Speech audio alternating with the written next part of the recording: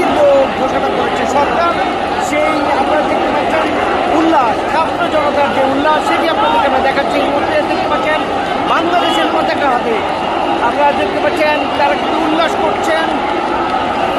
আওয়ামী লীগ সিদ্ধান্ত, আওয়ামী লীগ যে নিষিদ্ধ হয়েছে তার সিদ্ধান্ত হয়েছে উপদেষ্টাদের যে বৈঠক ছিল জরুরি, সেই বৈঠকে সিদ্ধান্তে আমরা দেখছি যে আওয়ামী লীগ নিষিদ্ধ ঘোষণা হয়েছে।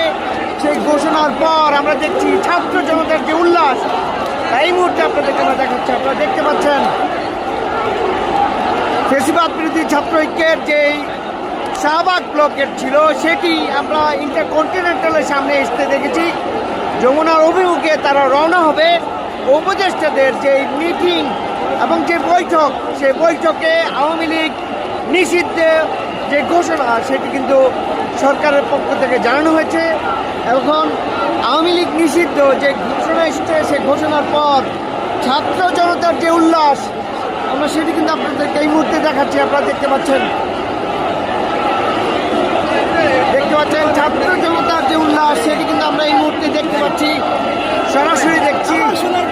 আমরা কত দর্শক একটু কথা বলতে চাই, আসলে কি বলবেন? আওয়ামী লীগ নিষিদ্ধ হলো, আওয়ামী লীগ নিষিদ্ধ, এটা আমাদের যৌক্তিক দাবি, কিন্তু আমরা আজকে আওয়ামী লীগের নিষিদ্ধ হতে যাচ্ছি না।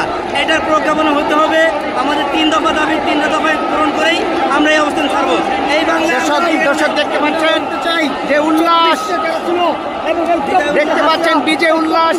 আওয়ামী লীগ নিষিদ্ধের ঘোষণায় ছাত্র জনতা কিন্তু বিজয় উল্লাস করছে। আওয়ামী লীগকে নিষিদ্ধ ছাড়া আমরা রাজপথ থেকে যাবো না। আওয়ামী লীগ নিষিদ্ধ হবে হবে হবে আমরা বলবো। আওয়ামী লীগকে তো নিষিদ্ধ ঘোষণা করেছে, আপনাদের এই ঘোষণায় আপনারা এখন বিজয় উল্লাস করছেন।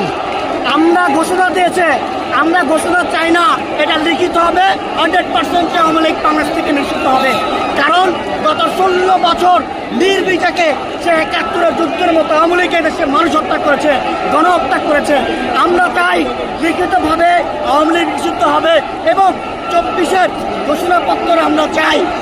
দর্শক দেখতে পাচ্ছেন জানাচ্ছিলেন তাদের যে বিজয় উল্লাস, তাদের যে আনন্দ সেটি কিন্তু আমরা এই মুহূর্তে চোখে